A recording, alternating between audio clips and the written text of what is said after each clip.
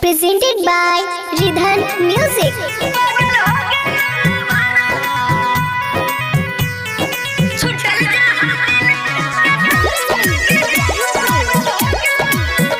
Bholenath recording studio Banawar Bishanganj. चलते छोड़ दिलियो घर परिवारवा रोबहियो बैठी के भोरा भिनु सारावा।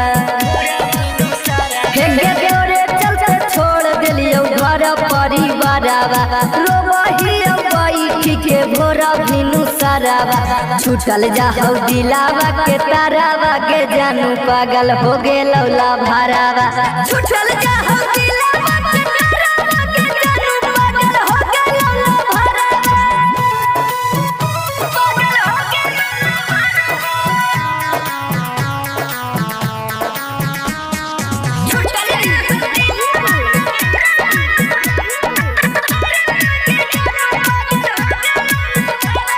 दिलावा के बात दिल से कह के गे जान जिया हियो भूख दुख सह के गे जान करे जा।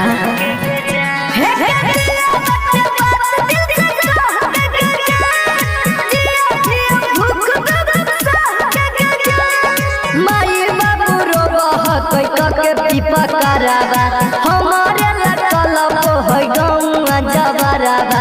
छूटल जाहौ दिलावा के तारावा के जानू पागल हो गेलौ ला भरावा। छूटल जाहौ दिलावा के तारावा के जानू पागल हो गेलौ ला भरावा। पागल हो गेलौ ला भरावा। छूटल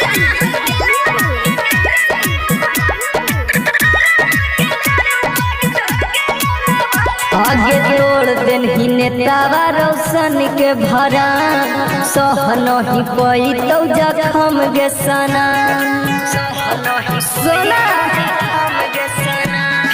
तोड़ देन ही नेतावा रोशन के भरा सह नहीं पई तो जखम गे सना। एक कते दिल बतो तोर सूरज सुपरावा अभी से कर ले सोना मन में विचारावा। छूटल जाहौ दिलावा के तारावा के जानू पागल हो गेलौ ला भरावा। छूटल जाहौ दिलावा के तारावा के जानू पागल हो गेलौ ला भरावा। Bholenath recording studio Banawar Bishanganj.